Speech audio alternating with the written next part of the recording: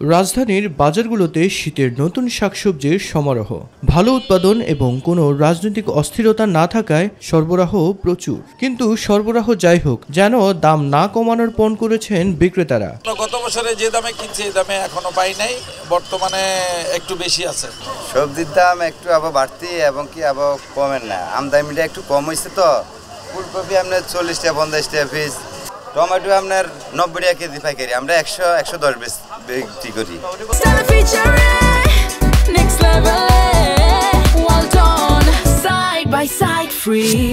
Broiler মুরগি, মাছ, মাংস, চাল সহ অন্যান্য নিত্য প্রয়োজনীয় পণ্যের দাম স্থিতিশীল থাকলেও এখনো চড়া পেঁয়াজের বাজার। বেড়েছে নতুন আলুর দাম। সয়াবিন লিটার প্রতি হঠাৎ 9 টাকা বাড়ায় অস্বস্তি বেড়েছে। আমাদের অন্যান্য জায়গার মধ্যে দাম বাড়লে সেই জিনিসটা খায় না, আর আমাদের এখানে বাড়লে আরো বেশি করে খায়। ওই জিনিসটা দাম বাড়ছে কিন্তু ওই খাই দেখে আরো মানুষের বেশি বাড়ায় হালায়।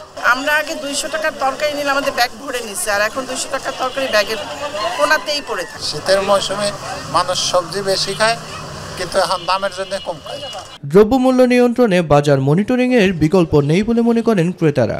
এখন একজন মধ্যবিত্ত লোকের হয়তো ম্যাক্সিমাম যারা মিডল ক্লাসের লোক 20 থেকে 25 হাজার টাকা বেতন পায়, 2 বাচ্চা নিয়েও তো চলে, তাহলে এই টাকাই হবে না।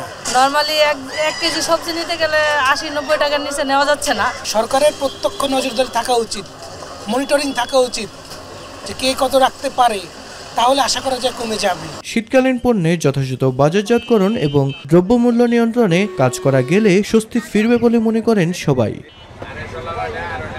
মিফতা গালিব, মাই টিভি, ঢাকা।